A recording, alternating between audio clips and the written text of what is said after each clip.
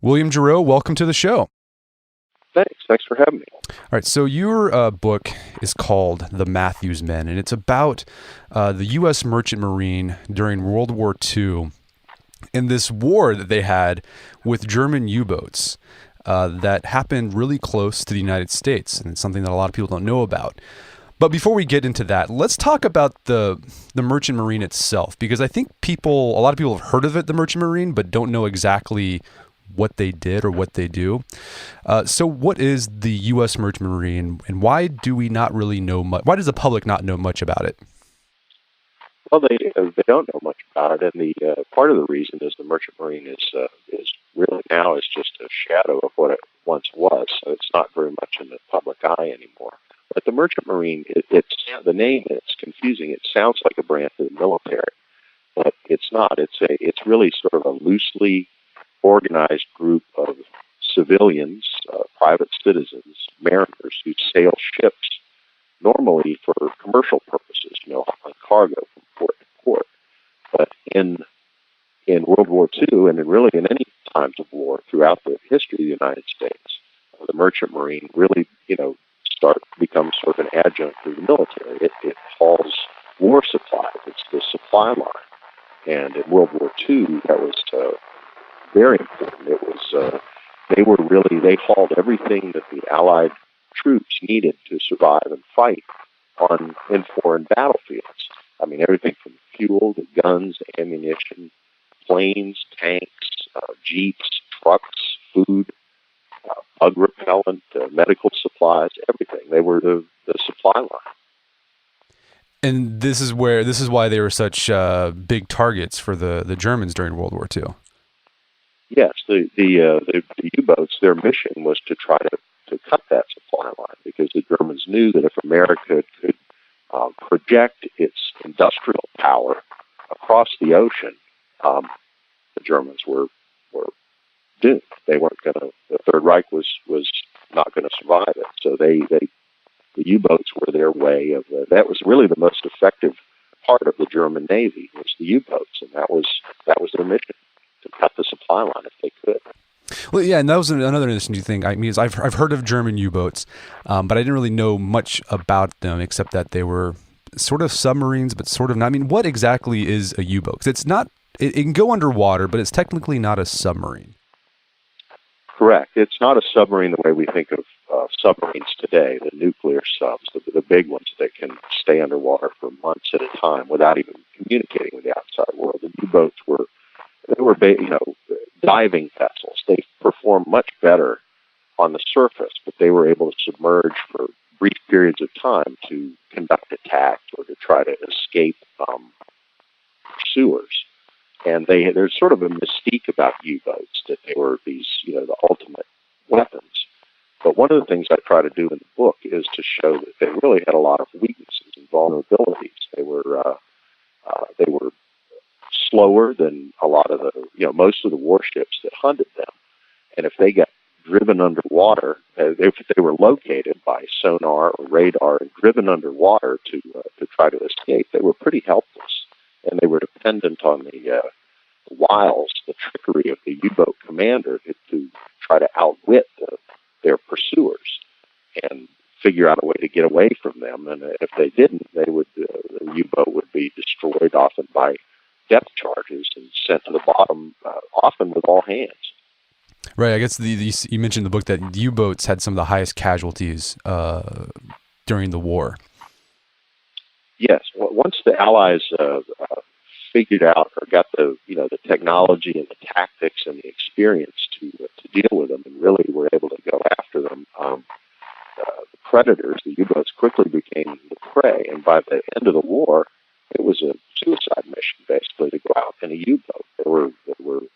They were hunted. Their effectiveness was completely gone. So much so that the head of the U-boat command, Admiral Carl Dönitz, considered at one point just pulling them out of the war zones because they were just getting slaughtered. But he ultimately decided that if they did that, the Allies were devoting a great deal of people and weaponry to control them. And if they were gone, the Allies could apply that weaponry elsewhere. So they kept them in the field basically to occupy the enemy, and at enormous losses to themselves. And yeah, you described life on a U-boat, and it sounded absolutely horrible. Like, it was like, I don't know why anyone would want to sign up to be a member on a U-boat. It was brutal. I mean, the air was foul, the food was often rancid. The U-boat was so cramped that the men literally slept on torpedoes that were stored under their bunks. And all the U-boat's operating systems were so exacting, so demanding, that everything had to be done, to a certain way, a certain sequence, and any deviation from that could doom the U-boat. And that even extended to the U-boat's toilets. And if there's at least one example that I describe in the book where an improperly flushed toilet ended up sinking a U-boat. Yeah, I thought that was really, I mean, it was funny in a sad way. Yeah.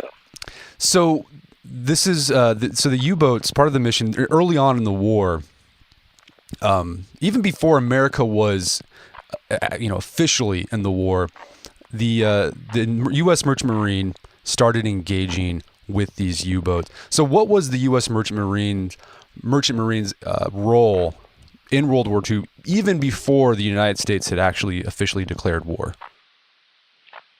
Well, the British were suffering terrible losses from the U-boat. Of course, Britain is an island nation and depends on shipping to supply everything.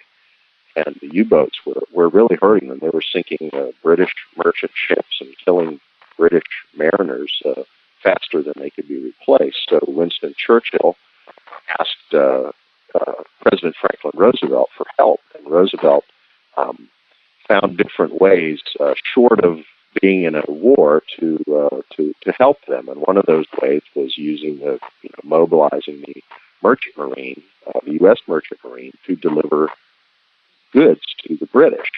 And at the beginning of the war, Hitler, or when he was first approaching the war, he wasn't in that big of a hurry for us to join the war. He had invaded Russia, and he really had all the enemies. He really more enemies really than he could use at that point. So he was, even though it was clear to everybody, and particularly the U-boat commanders, I mean, they had to look through their periscopes at these American ships and see them delivering, basically breaking their blockade, and not be able to do anything about it for political reasons, because Hitler said, do not sink American ships yet. We'll suffer the consequences of letting them deliver supplies.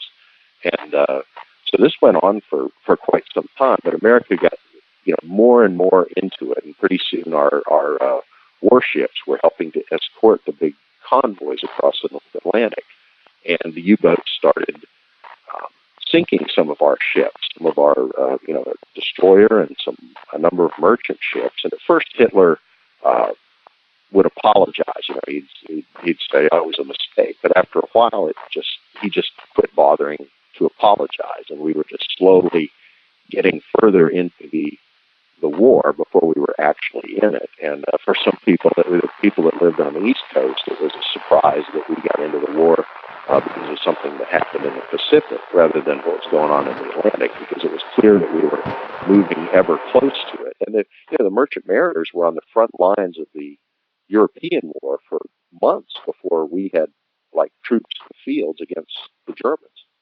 They were the front lines for a lot of 1942. And again, they weren't actually members of the military; they were civilians, right? And they were facing the brunt of this unofficial war the U.S. had entered against Germany by being an ally of Great Britain. Yes, and they were really the tip of the spear. Although they really didn't have much of a spear, most of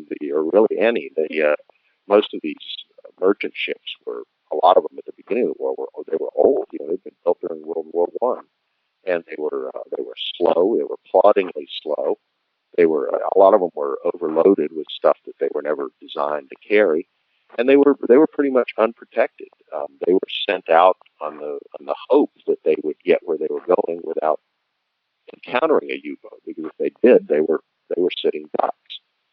And this went on for quite some time. You know, some of the ships were armed with the Navy would install gun tubs on these merchant ships, and they put Navy gun crews on there to man them. But through no fault of these gun crews, putting a gun tub on a merchant ship was not a good way to protect it from U-boats, and a lot of these Navy gunners died right alongside the merchant mariners when the ships were torpedoed. There's no record of a Navy gun crew ever sinking a U-boat.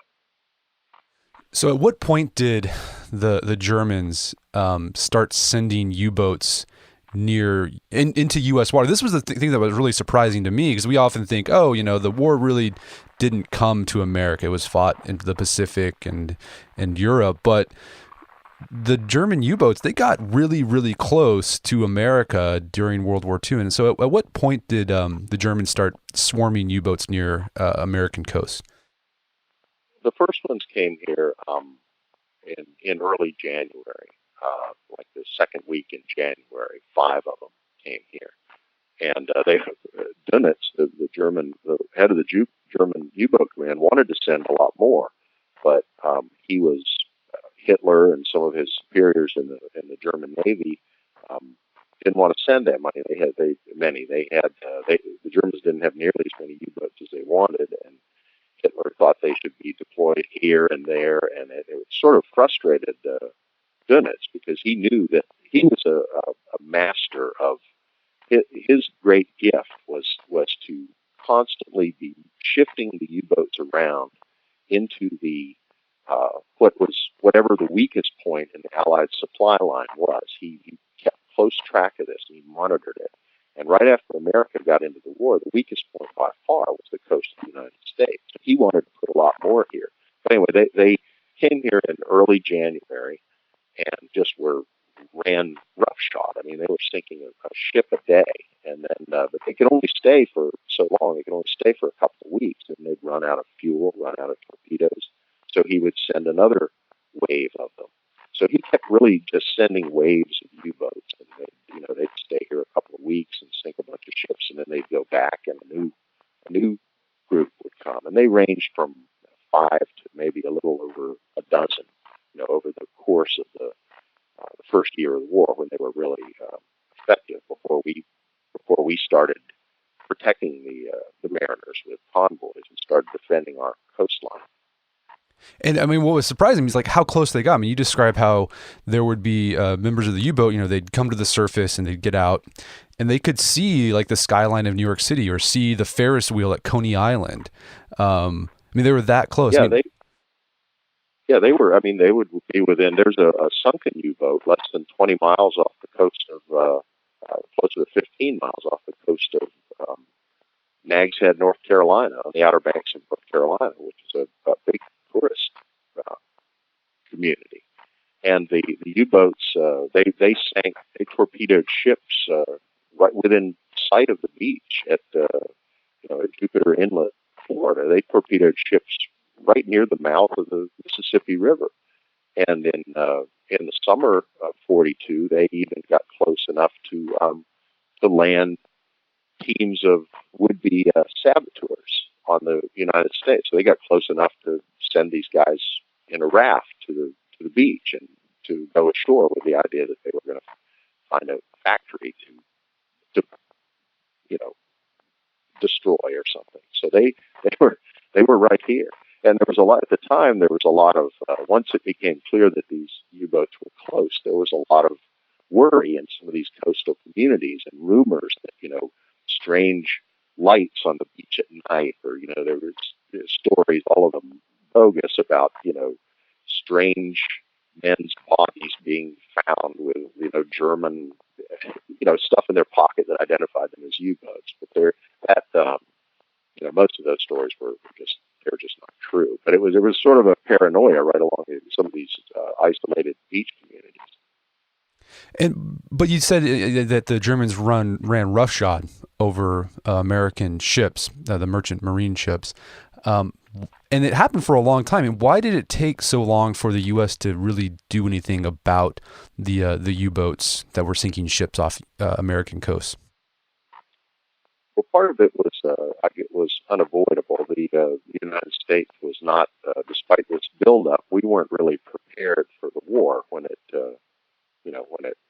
came upon us, and we didn't have a lot of um, ships and planes to use to patrol our coasts. We were fighting the Japanese in the Pacific, and we were helping with these big convoys that would leave, on a very regular basis from maritime Canada to Britain. And those were still going on, and they needed protection.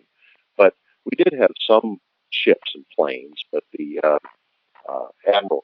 Admiral Ernest King, who had really operational control of the Navy, uh, didn't didn't was hesitant to deploy what we did have to protect the ships along the coast, and he was just very reluctant to do this. And one of the reasons, I mean, he did think about it, but he felt that he had an idea that once we built enough new warships and planes that we could, have these really powerful, effective convoys. A convoy being, a ring, basically a ring of warships and an air cover of planes protecting these helpless merchant ships.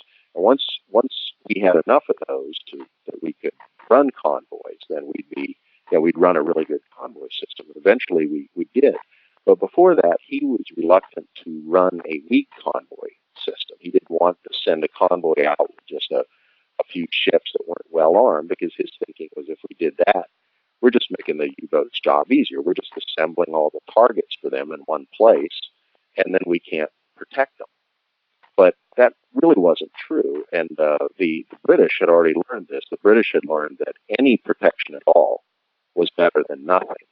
And in particular in the United States, the only reason the Germans were sending U-boats 3,000 miles across the ocean, U-boats were precious. They needed all they could get. The only reason they were willing to send them this far, the only reason it made sense, is that the kills over here were so easy. They could, if they were in an unprotected stretch of ocean, U-boats they were ship-sinking machines. They could sink one ship after another. But so anything we had done in those early months to make it even a little bit more difficult for them to sink merchant ships would have compelled the Germans to recalculate the costs and benefits of sending these U-boats all the way over here. So this went on for quite a long time, and finally Admiral King got and he was criticized during this time. The British were complaining, why are you letting all these ships be torpedoed? A lot of the ships were ultimately on their way to Britain, and the different people in the military, the U.S. military, were noticing this, and they're saying, this can't go on. Can't you do something? And he kept saying, we're doing all we can. We'll get to it.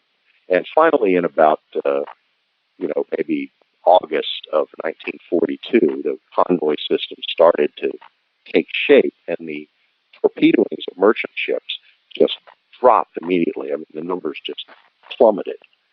And it took a little while for the convoy. There were still a few bugs in it, or a lot of bugs in the system, and areas that weren't covered. But after August of 1942, things got better and better. And by the spring of 1943, the Allies had figured out they had what they needed to really defeat the U-boats, and that was really when the tide turned in the U-boat war. I guess they developed new technology, microwave sonar. Was it microwave?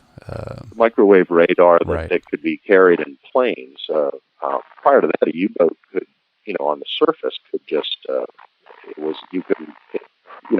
night a U-boat commander could surface and they'd recharge the U-boat's batteries, or in cloudy weather they didn't have to worry about being spotted by a plane. But once the planes had radar, they could just appear without warning out of the clouds in the middle of the night and strike a U-boat on the surface. And the U-boats were not able to detect the planes quickly enough to avoid them. So that was when the U-boats started to become sitting ducks. We also had different ships. We had destroyer escorts. The American shipyards were just cranking these things out, and they were ideal for hunting U-boats. And we had little escort carriers, little miniature aircraft carriers that could they had enough planes that they could be like floating airfields and just sail in the middle of convoys and provide air cover as the convoy moved, through the ocean. And that was a great advantage because the U-boats, it made it very difficult for the U-boats to do anything. They had to, anytime a plane came by, they had to dive because it took them a while to crash dive. The plane was faster. So, and they had hunter-killer groups. They had groups that were specifically designed. Their only job was to sink U-boats. And those groups, it was an escort carrier and a group of destroyers. And when they found a U-boat, they could simply sit over it and drop depth charges until they sank it. So there was no escape. The U-boat commanders had a hard time outwitting those guys because the other killer groups didn't have anything. That was their only job, was to sink U-boats, and they sank a lot of them. So you mentioned that the U-boats would torpedo these merchant marine ships, and of course there were casualties, but there were typically survivors, and people were able to get off the boat before it sank. What happened to the mariners after these surviving mariners after they were torpedoed? Well, they would go home or make it home, and they would go right back out on. Many of them would go right back out on other ships. They had 30 days basically at the end of the voyage to sign on with another merchant ship, and if they didn't do that, they became eligible for the draft. And some of these guys, they simply didn't want to be in the infantry. They didn't want to be in the army or in foxholes. But for other men, they were patriotic. They wanted to serve their country, and they were mariners. That's what they did. That was their life, and they were so. If they could serve and the nation needed these guys, it needed them badly. So they would sign on again, even though they knew. And I don't think when they were started, I don't think they realized how dangerous it would be. But certainly by a few months in, everybody that signed on to a ship knew that it was a very dangerous business. A lot of these guys, just went out there again and again. There was one guy that kept torpedoed 10 times over the course of the two world wars, because it's even less known that the Germans sent U-boats to American shores in World War I as well. Wow. And so, yeah, I mean, they were able to get back because I guess they would to get on survival rafts or lifeboats. And what I thought was interesting is that the U-boats would often, they'd come to the surface and they would talk to the merchant marine very like, oh, it's war. We didn't, no hard feelings against you, but this is war, you understand. And they'd hand off, you need any cigarettes? You need any whiskey? You need any food? I thought that was it was interesting that they'd have these conversations with the Germans after they got their ship sunk. It was. And to me, I think that was really one of the most surprising things that I discovered doing research on the book. And there were numerous encounters like this. And it really depended on the character of the U-boat commander. Some of the U-boat commanders were utterly ruthless. They'd sink a ship and leave the guys out there to the mercy of the sea, which often was no mercy at all. But other ones, and if you look at the reports in the National Archives, you can track and you can see which commanders were not that way, which commanders were, their conscience bothered them. They didn't want to leave these guys out there. Some of the U-boat commanders had been merchant mariners before the war, and they were dedicated to sinking these guys' ships. That's what they were doing. But once you had men that were, their ship was sunk, they were helpless, they were on a raft and a lifeboat. Some of these commanders, they just couldn't bring themselves to leave them there to die without offering them some help. And that was directly against the orders of Hitler and the U-boat command. Hitler thought they should basically machine gun these guys in the lifeboats or kill them somehow, because to him, it was not just a matter of sinking ships, but getting rid of these mariners. And he figured, well, if we kill enough of them, then they'll stop sailing. And Dönitz, the head of the U-boat command, was a little less cold-blooded, but he told these guys over and over again, do not help castaways. Do not help these guys in the lifeboat. You don't have to, go out of your way to kill them, but don't help them. Don't give them food. Don't give them water. Let nature take its course. But a number of these guys didn't. They were hundreds of miles and thousands of miles from Berlin, and they were in command of their own U-boats, and they were, they would do what they thought was right.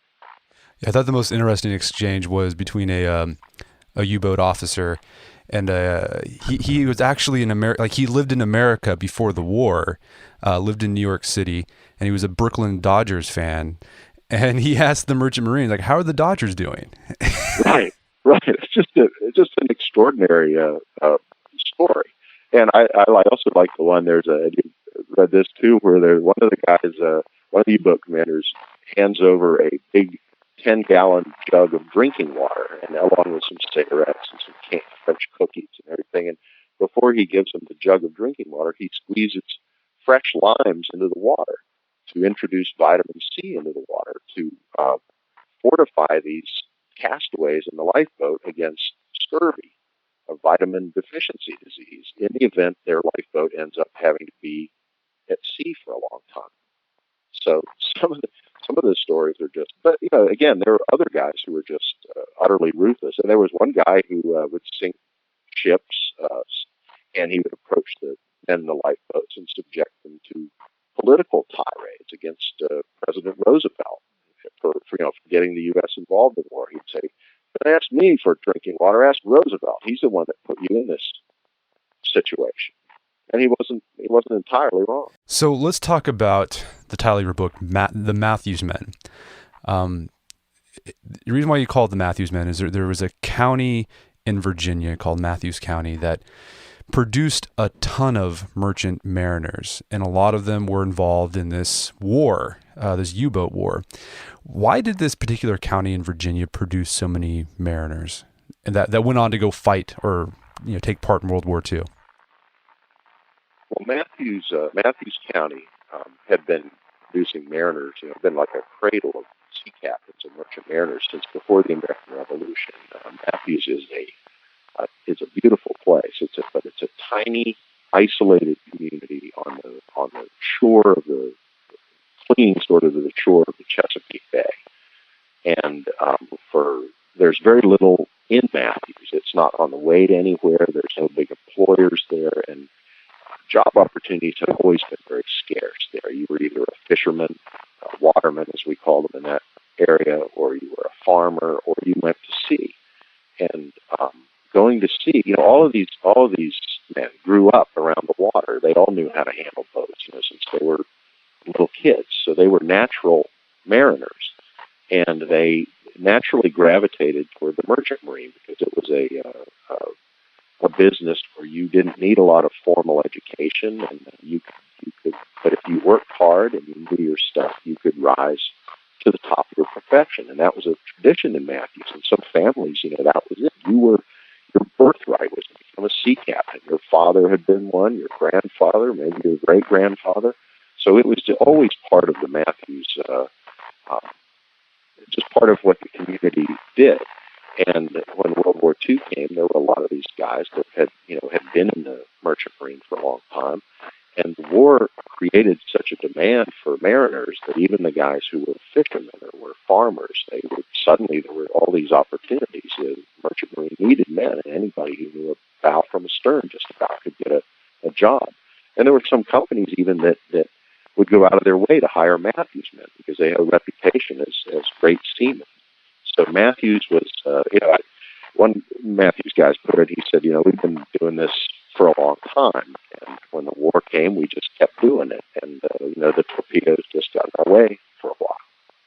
So you mentioned that, in some families in Mathews, it was like a birthright. That's what you did. And so you talk about, you follow several families throughout the book, but there's one family, the Hodges family, that produced a ton, like a lot of merchant marine. How many men served in the U.S. merchant marine from the Hodges family during World War II? Well, there were 6 of the 7 brothers were in the merchant, were on ships during the 7. There was the father, Captain Jesse. He was the patriarch of the family. He was a captain of an ocean-going tug. And all 7 of his sons went to sea. One of them got hurt and had to go ashore. But several of the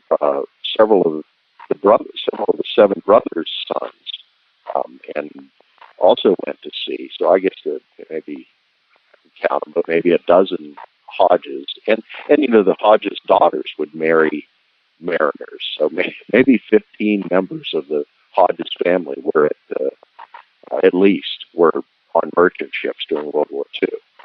And did any of them die at the hands of a U-boat? Yes, two of them were torpedoed within the space of 11 days. Wow. And a couple of the others had very close calls. And they were out there the whole time, and they were on special missions. And they went to, one of them went to Murmansk, which was the worst, the most notorious run, the trip to northern Russia. And others were, they were in the Med. They were, one of them went to it was a very dangerous mission to send supplies to the island of Malta. And so the Hodges were all over the place during the war. Many of them in the Caribbean. And are there any descendants of the Hodges family that are still mariners, or did that sort of dry up, that family tradition? There are descendants now who are it's interesting because the merchant marine, as far as cargo ships, is greatly reduced, but there is still a number of merchant mariners who are in tugboats. And there are several members of the Hodges family who are tugboat captains or tugboat officers, and they're well known in the tugboat community now. So they've sort of moved on from cargo ships to tugs, and I guess if situations change, they'll. So yeah, the tradition is still alive, and I interviewed a couple of the tugboat guys. So, how many merchant mariners died during World War II? I think you mentioned it had one of the highest casualty rates, correct? Yes, there were roughly 9,300 of them. And that was a casualty rate. The only branch of the military that was even comparable was the U.S. Marines. And most of those deaths occurred in 1942, before the convoys were instituted here on the coast. So they were very much concentrated, but it was still dangerous to sail a cargo ship even after the convoys were in place, because U-boats didn't quit attacking. And once they got into the Med, and the German bombers would attack them, and the Mathews Men were killed by bombers. And what happened to the merchant mariners after the war? Because they're sort of in an interesting position. They weren't officially sailors or soldiers in the Navy or whatever, but yet they were still taking part in the war in a very on the front lines. Did they enjoy any of the veterans' benefits or that happened after World War II, or were they sort of left to their own devices? They were kind of left out. The mariners didn't enjoy it. They weren't welcomed home as heroes. They weren't really welcomed home at all. They didn't come home. When the war ended, they were still on their ships. They were bringing troops home, and after that they were hauling materials over to Europe and people over to Europe to rebuild the cities that had been shattered by the war. And ultimately, they even brought home the American dead, whose families wanted them reinterred in U.S. soil. So they were basically still out there. They weren't there for the ticker tape parades down the main boulevards of the United States. And they didn't have a lot of powerful friends in Congress. Franklin Roosevelt had been a big proponent of theirs, but he died before the war ended, and he had asked Congress, to provide for these guys, do something for them, but Congress did not, and they were left out of the GI Bill, left out of really most of the benefits that veterans had, and they got some, decades later, but by then a lot of them had died or were pretty far along in age. And there's been efforts from time to time, and there's some now in Congress to recognize what they did, and either give them some honorary, recognition, or give them some money. But that legislation never really seems to go anywhere, which I think is a shame. Yeah, it is. Yeah, I think you mentioned that they finally were able to go to the veterans hospitals, but this was like by the time they were like these guys were in their 80s or 90s. Yeah, I mean they that was a little earlier. They got to do that, but and that was help to some of them.